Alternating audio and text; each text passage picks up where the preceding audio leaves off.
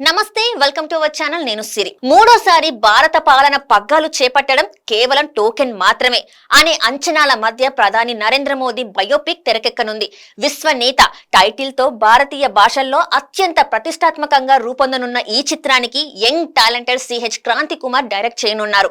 అభయ్ డియోల్, నీనా గుప్తా, అనుపమ్ ఖేర్, పల్లవి జోషి ప్రధాన పాత్రలలో నటిస్తున్న ఈ చిత్రాన్ని Vande media private limited banner పై కాశిరెడ్డి శరత్ రెడ్డి నిర్మిస్తున్నారు.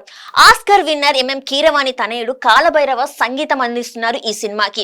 ఈ సినిమా ప్రీ ప్రొడక్షన్ వర్క్ పూర్తి చేసుకుని త్వరలో సెట్స్ పైకి వెళ్లేందుకు సిద్ధమవుతుంది. యూనిఫామ్ సివిల్ కోడ్ అమలు దిశగా అడుగులు వేస్తున్న నరేంద్ర మోదీ బయోపిక్ లో చాయ్ వాలా స్థాయి నుంచి విశ్వ నేతగా ఎదిగిన నరేంద్ర మహాప్రస్థానానికి దృశ్యమాన్యంగా ఈ చిత్రం రానుంది.